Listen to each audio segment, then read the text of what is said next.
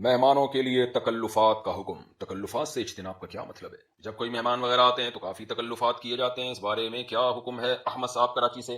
قرآن میں اللہ کا ارشاد ہے، نبی آپ ان سے کہہ دیجئے ما انا من المتکلفین، میں تکلف کرنے والوں میں سے نہیں۔ اس سے پتہ چلتا ہے تکلف اللہ کو پسند نہیں ہے۔ مہمان کے آرام کا خیال کرنا چاہیے، لیکن ایسا کام کرنا کہ جس سے خود بھی ٹینشن، مہمان کو بھی ٹینشن، یہ نہیں کرنا چاہیے۔ مثال کے طور پر مہمان جیسے ہی آپ کے گھر میں آئے، اگر سفر سے آئے تو سب سے پہلے اس کو واش روم کا بتائیں کہ یہاں واش روم ہے۔ بعض دفعہ مہمان کو قضاء حاجت ہوتی ہے، وہ شرم کی وجہ سے بول ہی نہیں پاتا، کہ اگلا کہے گا آتے ہی گھر میں بیت الخلاء کے تقاضے شروع ہو گئے، وہ شرم کی وجہ سے بول نہیں پا رہا ہوتا۔ تو یہ تکلف ہے کہ آپ ویسے چائے کا پوچھ رہے ہیں، کھانے لا کے رکھ رہے ہیں اور پتہ نہیں کیا کیا۔ تو اس لیے علماء کہتے ہیں جب کوئی دور سے سفر کر کے آئے، سب سے پہلے اس کو آپ پوچھیں بھائی واش روم تو نہیں جانا، وہ بعض دفعہ شرما رہا ہوتا ہے، تو اس کو واش روم کا راستہ دکھائیں، اگر اس کو واش روم کی ضرورت ہوگی تو واش روم سے فارغ ہو کر آئے گا۔ اس کے بعد پانی لا کے رکھ دیں اس کے سامنے، پانی ایسی چیز ہے جس میں کوئی تکلف نہیں ہے۔ پھر اس سے پوچھ لیں بھائی کھانا ہے، ٹھنڈا پینا ہے، گرم پینا ہے، کیا کرنا ہے، جو وہ منہ سے بولے وہ لا کے رکھ دیں اعتدال کے ساتھ۔ اب ہوتا یہ ہے کہ میرا ساتھ تو میں تو بھگتتا ہوں، کہیں جانا ہو، لوگ وہ جو عقیدت مند ہے نا، وہ 10 چیزیں دسترخوان پہ لا کے رکھ دیتے ہیں، ایک ٹینشن ہوتی ہے انسان کو، یار کھا سکتا نہیں ہے، پھر اصرار ہوتا ہے یہاں سے بھی کھائیں، یہاں سے بھی کھائیں، یہاں سے بھی۔ بھائی اپنا پیٹ ہے، اپنے حساب سے کھائیں گے نا، پیٹ خراب ہو جاتا ہے پھر انسان کا، 10 قسم کی مصیبتیں ہیں۔ تو اس لیے خود بھی ہلکا رہنا چاہیے،